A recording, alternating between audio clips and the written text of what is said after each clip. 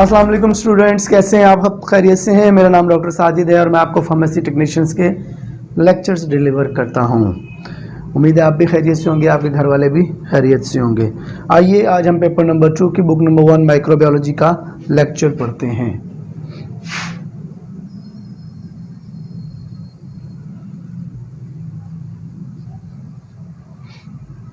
Microbiology, last time हमने microbiology में microbiology of water पढ़ी थी। माइक्रोबायोलॉजी ऑफ वाटर क्या थी? इसमें हमने सबसे पहले दो किस्म के वाटर पढ़े थे। एक था ग्राउंड वाटर और एक था सरफेस वाटर। ग्राउंड वाटर वो वाला वाटर जो ज़मीन की तह में मौजूद होता है, सरफेस वाटर वो जो ज़मीन की सतह पर मौजूद होता है। ठीक है, तो इसके बाद हमने पढ़ा था कि माइक्रोबायोलॉजी ऑफ वाटर पढ़ते क्यों हैं, बेसिकली इसका कंसर्न क्या है। तो माइक्रोबायोलॉजी ऑफ वाटर का कंसर्न ये कि हमें पता चल सके कि पानी में रहने वाले कौन कौन से माइक्रो ऑर्गेनिजम्स हैं, ये क्या क्या बीमारियां फैलाते हैं, और कुछ ऐसे माइक्रो ऑर्गेनिजम्स भी वो पानी में रहते हैं जो बीमारियां नहीं फैलाते, उनकी स्टडी, फिर ये एक जगह से दूसरी जगह ट्रांसफ़र कैसे होते हैं ये।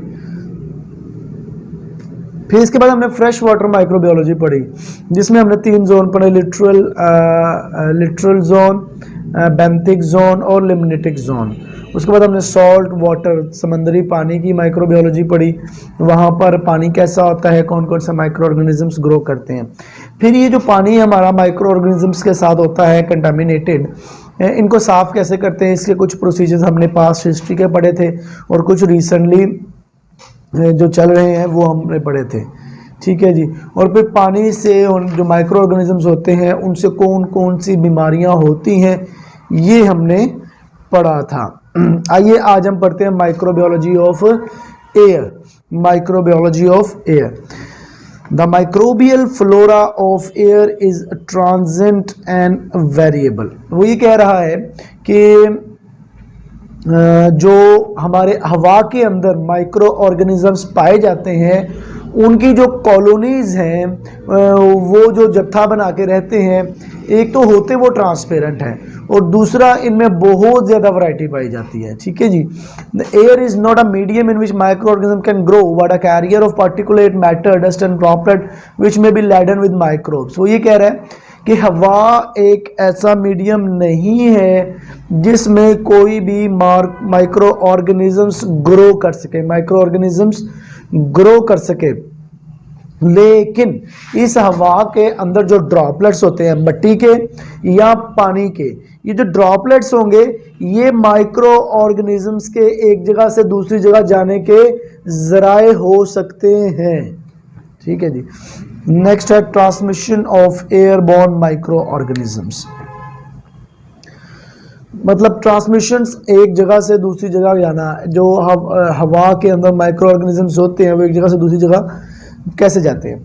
Organism are separate by coughing and sneezing the human respiratory tract and dust particle is circulated by air current from the earth surface. वो ये कह रहे हैं कि जब कोई भी शख्स, जो बिलफर्ज अगर मुझे कोई डिजीज़ है तो जब मैं खांसी करूँगा या छींक आएगी मुझे, तो उसके ज़रिए क्या होगा कि जो मेरे मुंह से पानी के कतरे निकलेंगे उन कतरों के साथ माइक्रो ऑर्गेनिजम्स भी निकलेंगे। एक बात हो सकता है कि सिर्फ माइक्रो ऑर्गेनिजम्स निकले तो वो बाहर जो डस्ट पार्टिकल होंगे या कोई भी होगा वो उनमें पेनिट्रेट कर जाएंगे।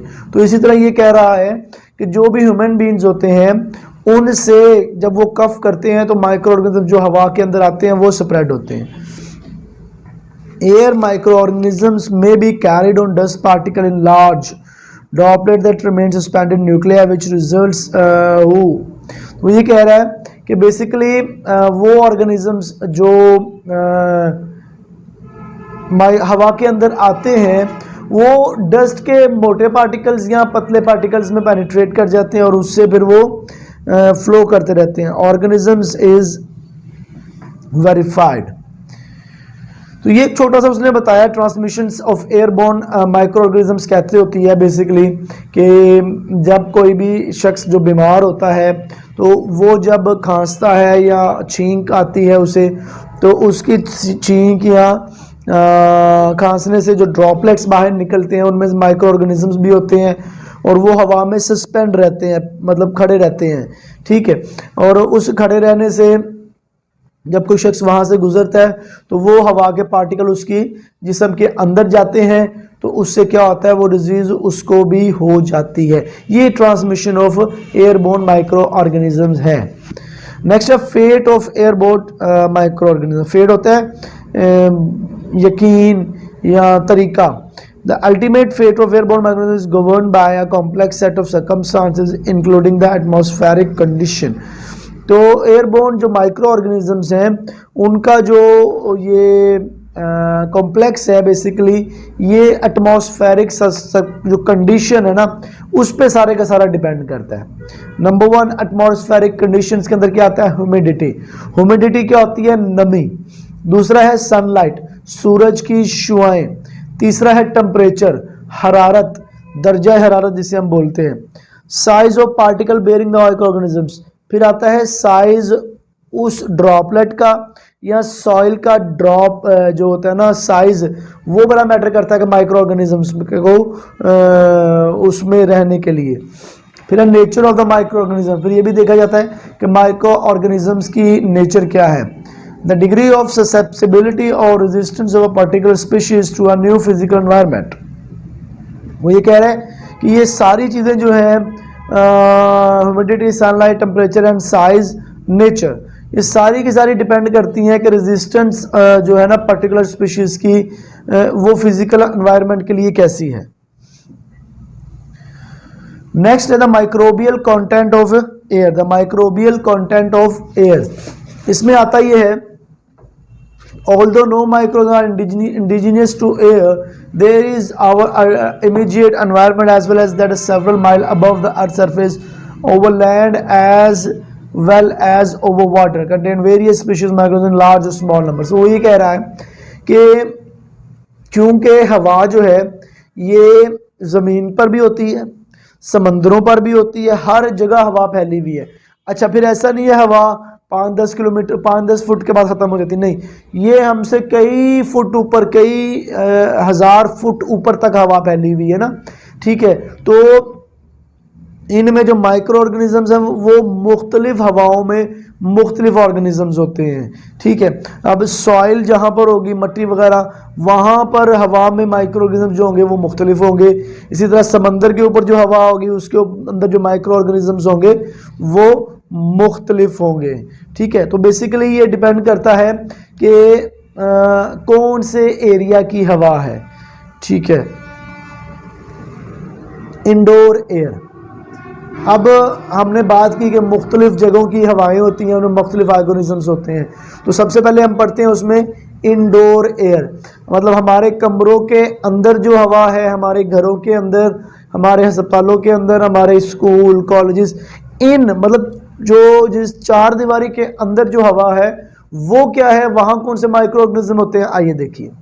Indoor air, the degree of microbial contamination of air influenced by factors such as ventilation rate, crowding, nature and degree of activity of the individual occupying quarter।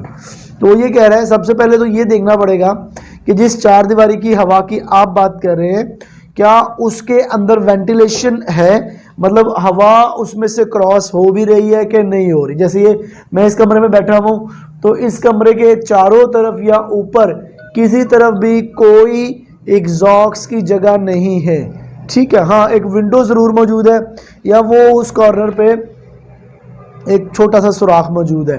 तो ये बहुत डिपेंड करता है कि अगर तो पूरा का पूरा वो कमरा सील डाउन है, कोई उसमें पैसेज ऑफ एयर, हवा का रास्ता नहीं है, तो ये डिपेंड करता है कि उसमें फिर माइक्रो ऑर्गेनिजम्स और हवा कितनी दाखिल होगी, कैसे दाखिल होगी। हाँ, अगर कोई घर ऐसी जगह पर है कि उसकी विंडो है इस तरफ भी और इस तरफ भी और हवा का क्रॉस हो रहा है, तो उसमें जारी बात है कि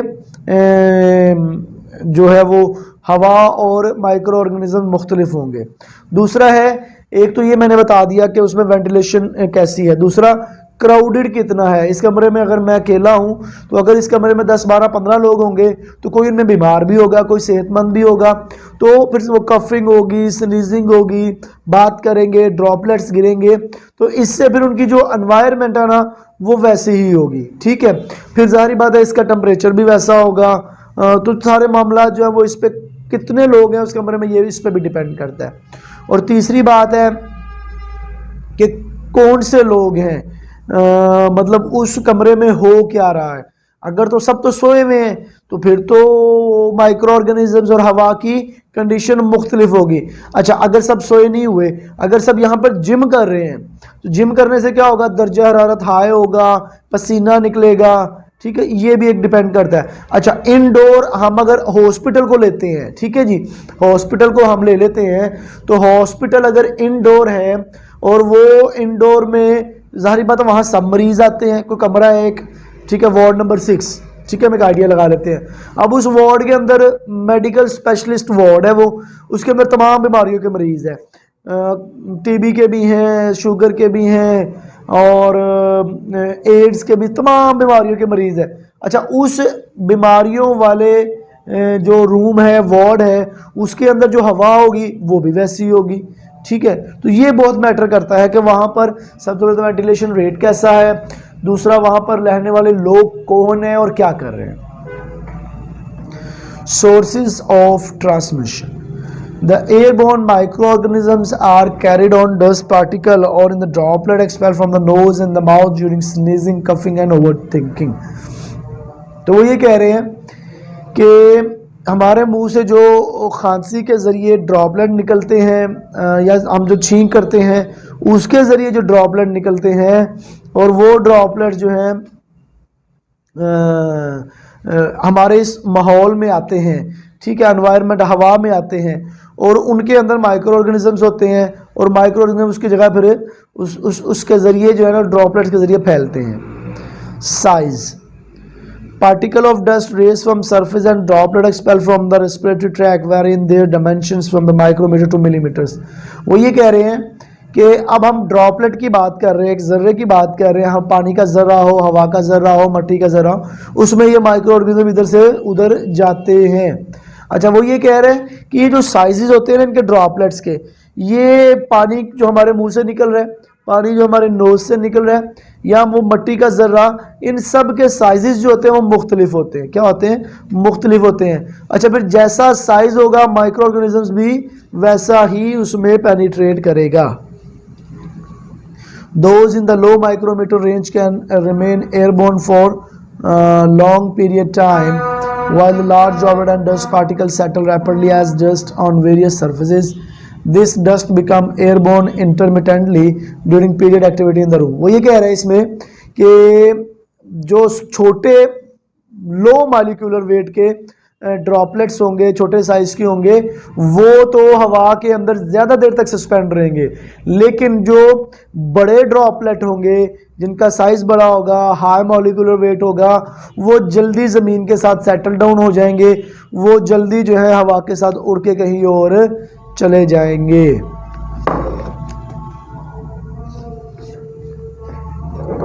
इसके बाद है typical examples. Tubercle bacilli। Tubercle bacilli have been isolated from the dust of sanatoria। तो वो ये कह रहा है, ये एक स्पेशल एग्जांपल दी है कि ट्यूबरकल bacilli जो है ये बेसिकली जो सैनिटोरिया है उसकी मिट्टी से मिलते हैं हमें। Diphtheria bacilli and hemolytic streptococci.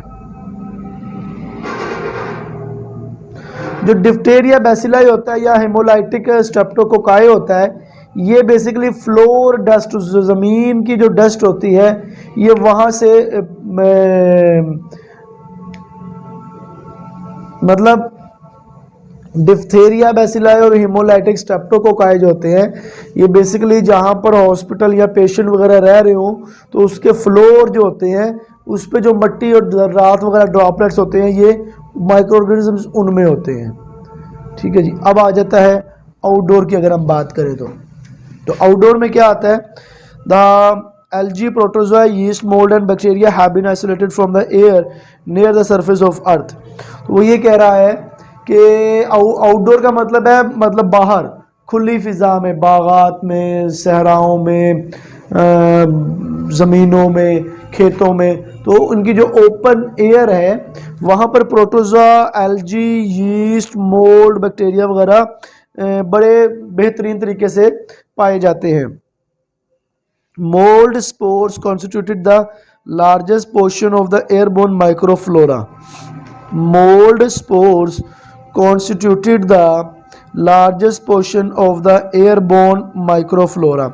जो मोल्ड के स्पोर्स हैं, मोल्ड जो होता है माइक्रो ऑर्गेनिज्म, इसके जो स्पोर्स हैं वो लार्ज पोर्शन में माइक्रोफ्लोरा जो है वो उनका एयरबोर्न ही होता है।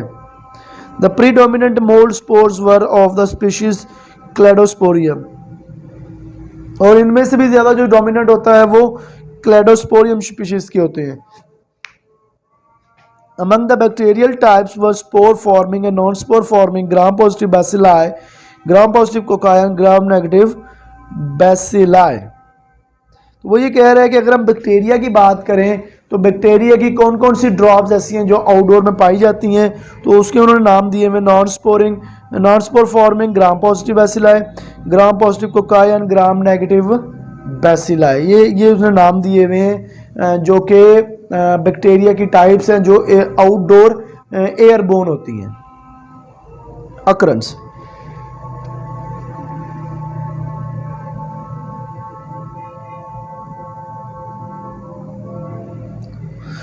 बैक्टीरिया और जो मोल्ड स्पोर्स है वो अर्थ की सरफेस से अबव पाए जाते हैं। ठीक है जी। The viable bacteria and fungi occur at the altitude of 3000 metre in air masses all the way across the North Atlantic. तो वो ये कह रहा है कि जो बैक्टीरिया है और फंजाई है ये ज़्यादातर 3000 मीटर के जो एल्टीट्यूड है, जो ऊंचाई है सतह समंदर से, उस सतह पर पाए जाते हैं। 3000 मीटर पे, 3000 मीटर के एल्टीट्यूड पे ये पाए जाते हैं और ज़्यादातर ये बैक्टीरिया और फंजाई पाए जाते हैं 3000 मीटर एल्टीट्यूड, हाई एल्टीट्यूड पे। और नॉर्थ अटलांटिक ओशन जो है वहाँ पर इसकी बहुत ज़्यादा स्पीशीज़ पाई जाती है।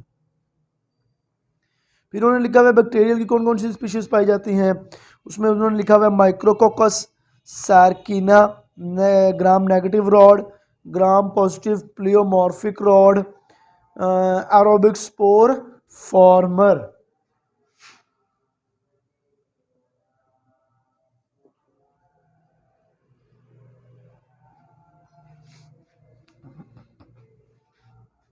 फिर उन्होंने लिखा हुआ है फंगल की कौन कौन सी स्पीशीज़ पाई जाती हैं।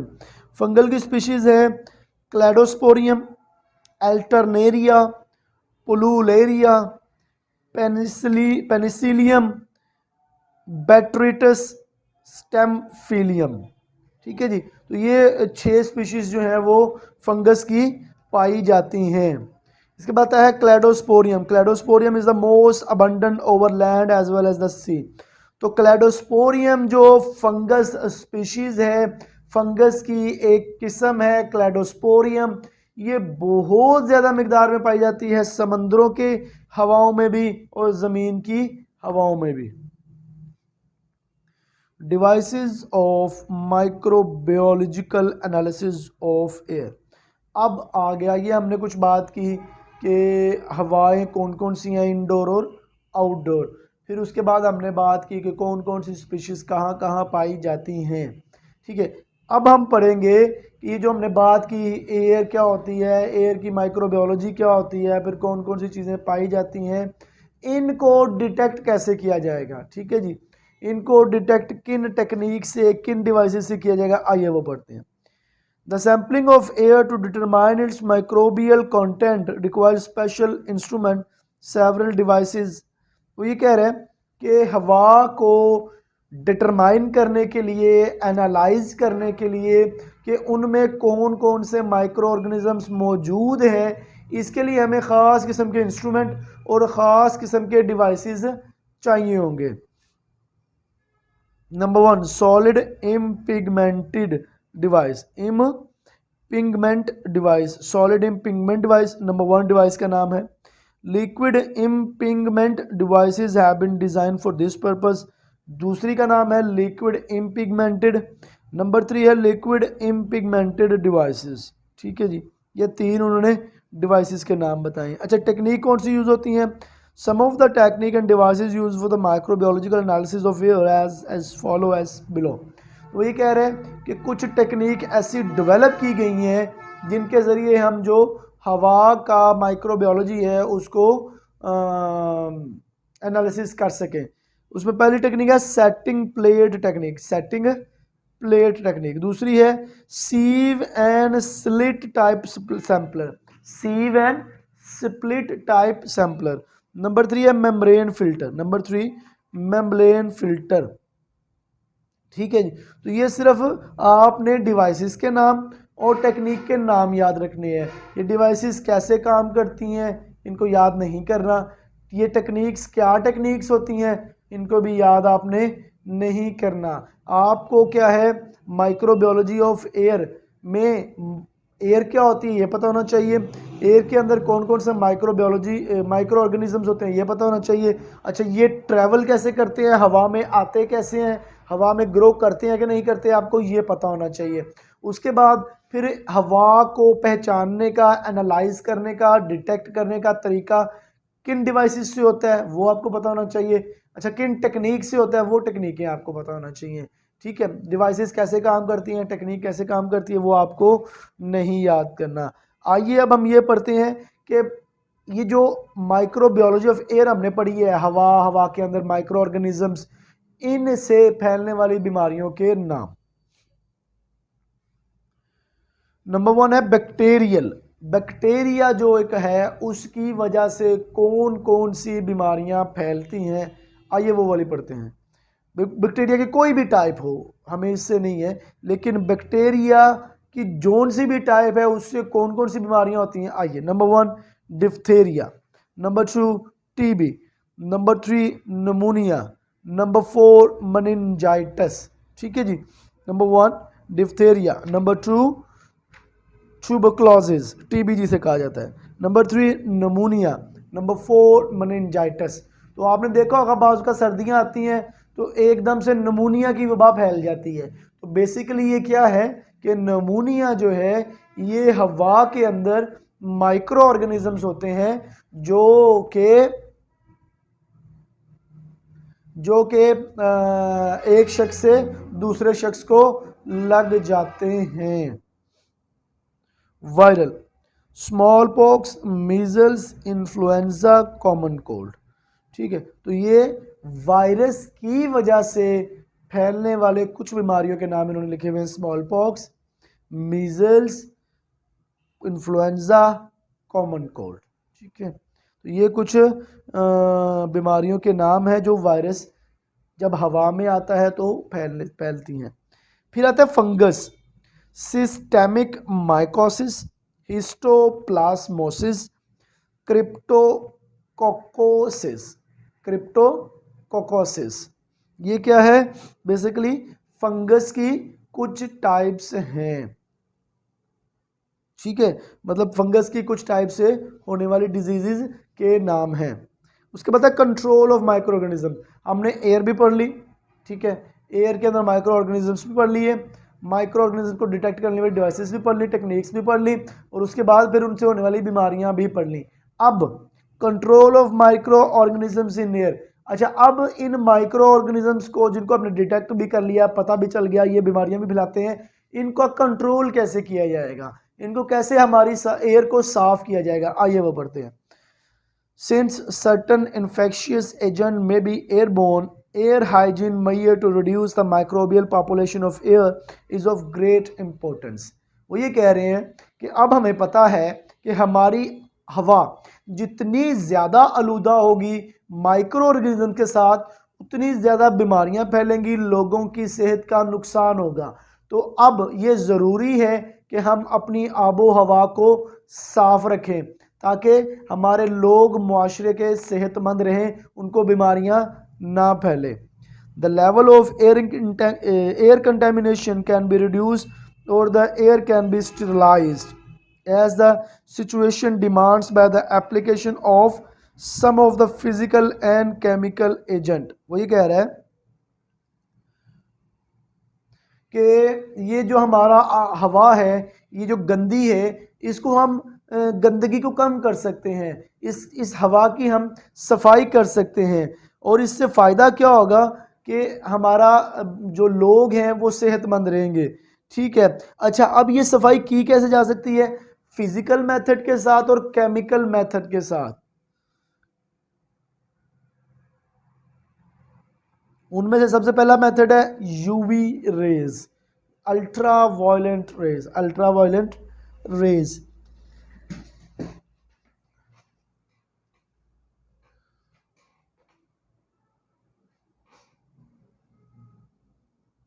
UV radiation has great potential value for reducing the microbial flora of air.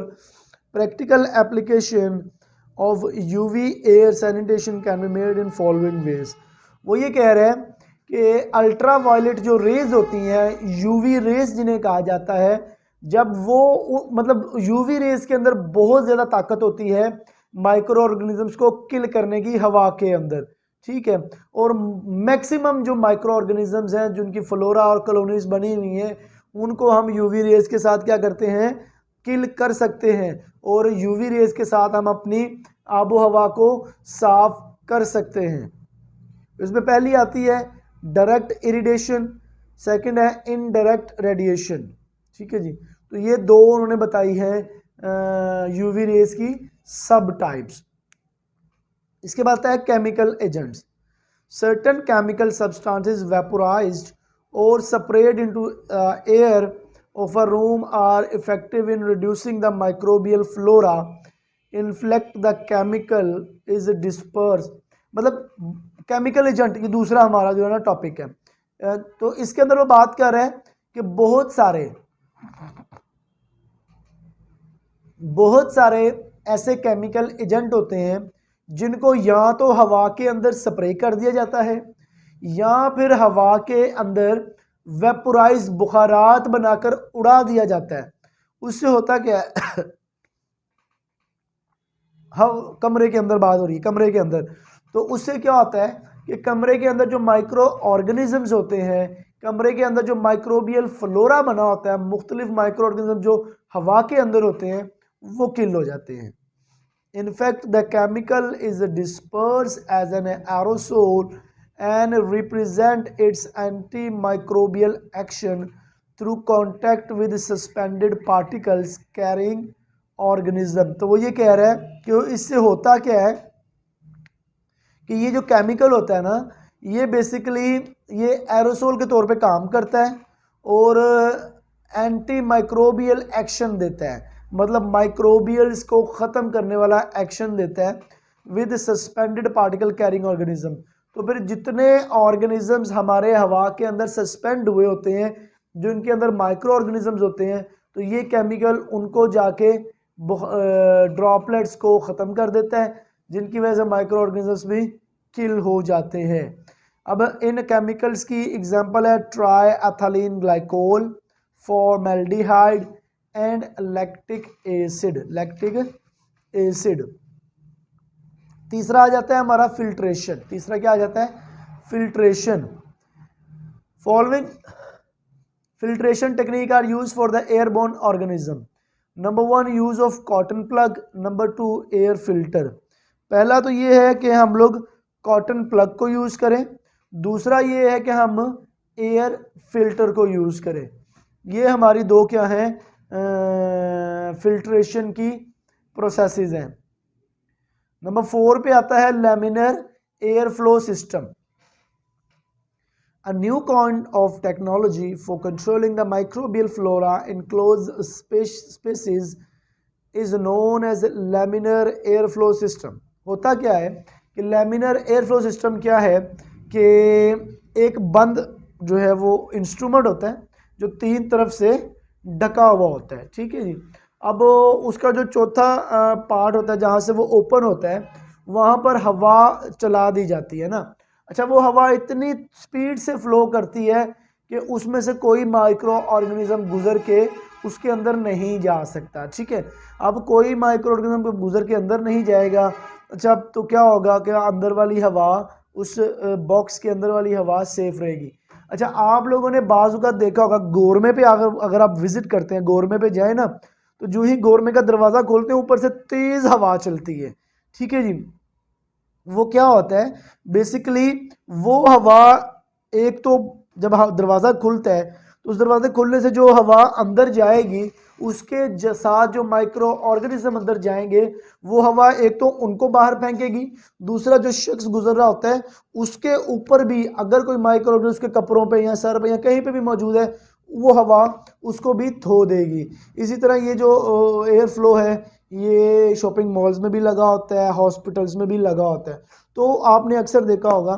तो उसका मकसद बेसिकली यही होता है कि बाहर से आने वाले शख्स के साथ जो माइक्रो ऑर्गेनिज्म्स की हवा में आएंगे उसको बाहर की तरफ धकेलना, ठीक है जी।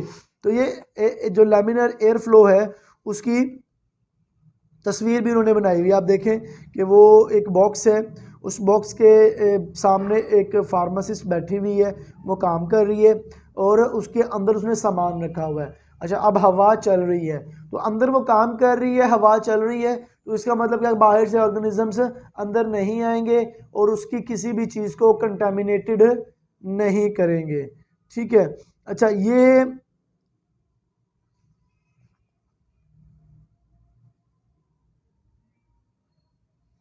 नीचे उन्होंने हॉरिजॉन्टल क्लीन ब्लीच वर्क्स कैसे करती है उसका बताया हुआ है। पहला है प्री फिल्टर, दूसरा स्पार्कलेस ब्रशेस ब्लोअर है उसमें, तीसरा हैपा फिल्टर लगे हुए हैं, चौथा फ्लोरिसेंट लाइट लगी हुई है। अच्छा, इसमें होता क्या है कि रूम जो है वो ए के ज़रिए से, ऊपर देखिए आप बिल्कुल ए है, वहाँ से हवा अंदर आती है, ठीक है जी, और वहाँ से होती हुई इलेक्ट्रोस्टैटिक प्री फिल्ट्रेशन होती है उसमें, फिर air then move to the rear of the bench and exit at B through the HEPA filter. अच्छा, फिर उसने मतलब आपको मैं बना के दिखा देता हूँ ये।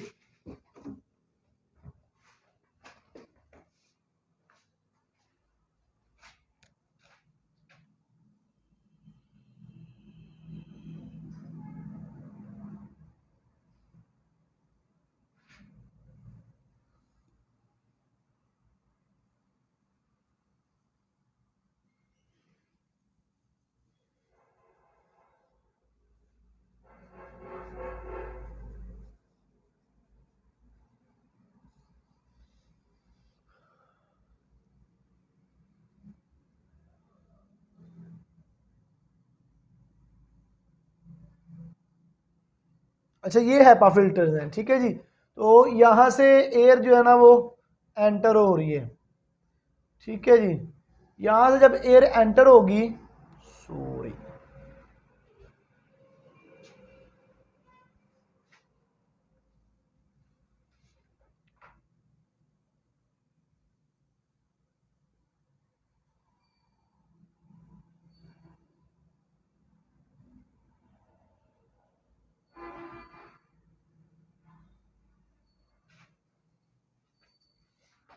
अच्छा, सबसे पहले तो यहाँ पर इलेक्ट्रोस्टैटिक्स चार्जेस मौजूद हैं।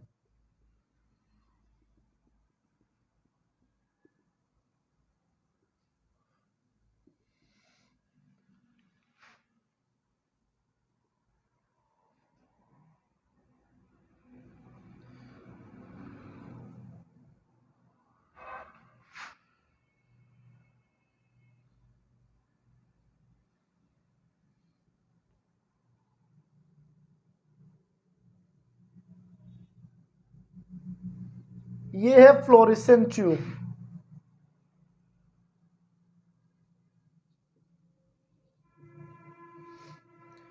अच्छा, जब यहाँ सबसे पहले एयर यहाँ से आएगी, इलेक्ट्रोस्टैटिक चार्जेस जो हैं पहले तो सब तो वो उसको प्यूरिफाई करेंगे। उसके बाद क्या होगा कि ये हैपा फिल्टर्स में से, हैपा फिल्टर में से जब गुजरेगी एयर, तो वो मज़ीद फिल्टर होगी। मज़ीद फिल्टर होने के बाद जब हवा यहाँ आएगी तो यहाँ से लाइट पड़ेगी ना ऊपर से, तो लाइट पड़ने के बाद वो मज़ीद प्यूरिफाई होके यहाँ से निकलेगी, ठीक है। आपने अगर देखा हो घरों में जो फिल्टर्स लगे होते हैं, ठीक है, वो भी 3 टाइप्स के फिल्टर्स होते हैं और वो उन फिल्टर्स में फिल्टर्स भी लगे होते हैं, उसके बाद उनमें लाइट्स भी लगी होती हैं, उनमें इलेक्ट्रोस्टैटिक चार्जेस का एक अलग से फेज भी होता है। तो ये उन्होंने बताया हुआ है कि बेसिकली इसका भी जो है वो काम होता है। ठीक है, एक ये बताया है, और दूसरा इसके साथ जो लैमिनर फ्लो है वो इस तरह का होता है, लैमिनर फ्लो हुड कहते हैं इसे। ये 3 टायर पे, उसकी तीनों साइड पे, पीछे भी, ऊपर भी, पीछे, ऊपर, लेफ्ट साइड, राइट साइड और नीचे, इन तीनों साइडों से वो क्लोज होता है, फ्रंट से वो ओपन होता है। तो यहां पर वो एयर का क्या लगा होता है, फ्लो लगा होता है। तो फिर उसके अंदर जगह होती है, तो अगर ऐसे हाथ के काम भी कर रहा तो फ्लो यहाँ चल रहा होता है। तो इसमें क्या होगा कि पीपल तो बाहर होंगे, फार्मासिस्ट तो बाहर होगा, लेकिन काम जो है वो अंदर इजीली करेगा, कोई भी माइक्रो ऑर्गेनिज्म अंदर जाके उस काम को ख़राब नहीं कर सकेगा। ठीक है जी, तो ये हमारा माइक्रोबायोलॉजी ऑफ एयर जो है वो ख़त्म हो गया। आइए इसको हम थोड़ा रिव्यू कर लेते हैं, हमने आज जो पढ़ा। सबसे पहले माइक्रोबायोलॉजी ऑफ एयर, वो ये कहा है, उन्होंने कहा है कि बेसिकली जो माइक्रोबायोलॉजी ऑफ एयर है वो एक तो ट्रांसपेरेंट है। जितने माइक्रो ऑर्गेनिजम्स हैं हवा के अंदर वो हमें नज़र नेकेड आई से नज़र नहीं आते, माइक्रोस्कोप के साथ, स्पेशल ग्लासेस के साथ तो अलग बात है, नज़र आ जाते हैं। ठीक है, और दूसरा उसने बताया कि वो बहुत ज़्यादा वैरायटी मौजूद है, बहुत ज़्यादा वैरायटी मौजूद है। अच्छा, ये हवा में आते कैसे हैं? जब कोई शख्स हो, उसको वो बीमार हो या उसमें माइक्रो ऑर्गेनिजम्स हो, तो जब वो खांसता है, जब वो छींकता है, तो कुछ ड्रॉपलेट्स निकलते हैं, और वो ड्रॉपलेट्स जो है सस्पेंडेड हो जाते हैं, और ये माइक्रो ऑर्गेनिजम्स उनमें उनके साथ चले जाते हैं। ठीक है, तो उसने बताया कि कुछ चीज़ें ऐसी हैं जो माइक्रो ऑर्गेनिज्म को सपोर्ट करती हैं, जिसमें माइक्रो ऑर्गेनिज्म जिंदा रह सकते हैं। ह्यूमिडिटी है, नमी, टेम्परेचर, दर्जा हरारत, उसके बाद सनलाइट, सूरज की शुआएं, और साइज ऑफ पार्टिकल। अब हम साइज ऑफ पार्टिकल की भी हमने ये बात की थी कि जितना छोटा साइज ऑफ पार्टिकल होगा ना, उतनी वो जल्दी उतनी वो सस्पेंडेड रहेगा हवा के अंदर, जितना बड़ा होगा उतनी जल्दी वो ज़मीन के साथ मिल जाएगा। फिर हमने इनडोर की बात की कि इनडोर में डिपेंड करता है कि क्या कमरे के अंदर वेंटिलेशन मौजूद है। दूसरा ये डिपेंड करता है कमरे के अंदर लोग कौन से हैं। तीसरा ये डिपेंड करता है कमरे के अंदर काम क्या हो रहा है। ठीक है, सोर्स ऑफ ट्रांसमिशन मैंने आपको बताया, वही पार्टिकल्स हैं, यहाँ वो डस्ट पार्टिकल होंगे या वो वाटर पार्टिकल्स होंगे। ठीक है, ये पार्टिकल्स ही हैं। फिर साइज़ की अगर हम बात करें तो साइज़ का मैंने आपको बता दिया, छोटे पार्टिकल ज़्यादा सस्पेंड रहते हैं। टिपिकल एग्जांपल्स उन्होंने दी हुई है। आउटडोर में उन्होंने बताया कि आउटडोर जो है उसमें बहुत ज़्यादा वैरायटी अवेलेबल है, एलजी, प्रोटोजोआ, यीस्ट, मोल्ड्स वगैरह की। अकरेंस जो है उसने बताया कि मोस्ट ऑफ द फंजाई और बैक्टीरिया जो है ना वो 3000 metre above, 3000 metre above the sea level जो है, जो भी एरियाज होंगे वहाँ पर ये बैक्टीरिया फंजाई वेरी इजीली मिल जाएंगे। ठीक है, और नॉर्थ अटलांटिक में ये बहुत ज़्यादा मिलते हैं। फिर उन्होंने बताया बैक्टीरिया की कौन कौन सी स्पीशीज़ है, फंजाई की कौन कौन सी स्पीशीज़ है। फिर डिवाइसेस उन्होंने बताया सॉलिड इम्पिंगमेंट और लिक्विड इम्पिंगमेंट। फिर टेक्निक्स का उन्होंने बताया हुआ सेटिंग प्लेट टेक्निक है, सीव एंड स्प्लिट टाइप है, और मेम्ब्रेन फिल्टर है। ठीक है जी, तो इसके बाद एयरबोर्न डिजीज का बताया हुआ, बैक्टीरिया की जो होती है वो डिफ्टेरिया है, ट्यूबरकुलोसिस है, निमोनिया है, मेनिंजाइटिस है। ठीक है, वायरल को बताई हुई है, small pox, influenza, common cold. उसके बाद फंगस की बताई हुई है। इनका कंट्रोल कैसे किया जा सकता है? यूवी रेस के साथ, कि हम लोग हवा के अंदर यूवी रेस मारें, उससे क्या होगा कि माइक्रो ऑर्गेनिज्म किल हो जाएंगे। फिर केमिकल एजेंट है, केमिकल एजेंट भी अगर हम हवा में बुखारात बना के छोड़ें या उनको केमिकल एजेंट्स की स्प्रे कर दें तो उससे भी ये मर सकते हैं। अच्छा, केमिकल कौन कौन से हैं? ट्राइएथिलीन ग्लाइकोल है, फॉर्मेल्डिहाइड और लैक्टिक एसिड है। फिर फिल्ट्रेशन भी हम कर सकते हैं हवा की। ठीक है, और फिर लैमिनर एयर फ्लो सिस्टम, ये भी हमारा एक सिस्टम है जिसके ज़रिए से हम लोग क्या कर सकते हैं, हवा की फिल्ट्रेशन की जा सकती है। तो हमारा आज का लेक्चर इतना ही है, यहाँ पे ख़त्म हुआ। इसमें आपने कुछ भी पूछना हो, कुछ समझ ना आई हो, तो आप मुझे व्हाट्सअप करें, मेरे ईमेल पे भी कर सकते हैं। आज आज के लिए बस इतना ही। अपना ख्याल रखिएगा, अपने वालिदैन का ख्याल रखिएगा। मेरी तरफ से अस्सलाम वालेकुम।